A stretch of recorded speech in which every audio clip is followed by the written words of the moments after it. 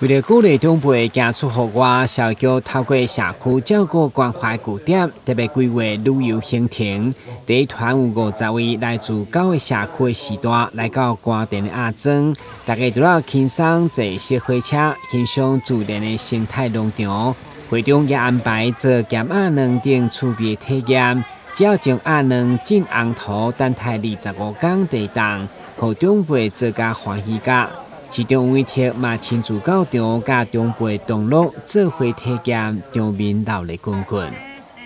你的手，用你发财的小手来滚动这一颗蛋，拿起来紧紧握住它。今天非常高兴来到我们关怀据点轻旅行哈。其实年纪长的朋友们哈，他们有很多希望多走走逛逛看看，所以地方很多旅游团，那有时候旅游团的品质很难控制。我们希望说，借着这个关怀据点轻旅行的方式，能够让更多的这个年长者，他去玩的时候能够兼顾旅游品质，而且能够让他们更了解他们所生长的台南市。所以我觉得这个部分从社会局的角度出发，事实上从农业局从休闲农业的角度出发，都是非常好的方式。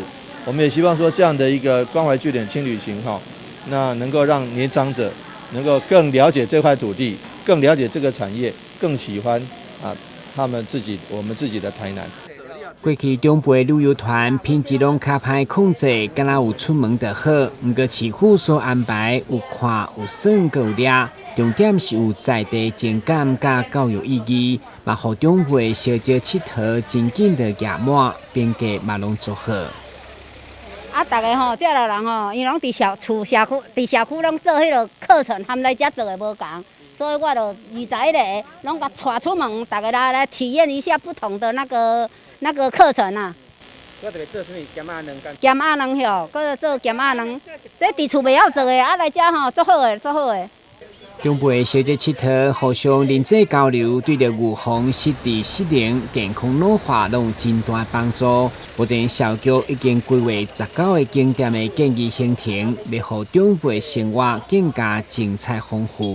台南新闻，阮子何秋芳采访报道。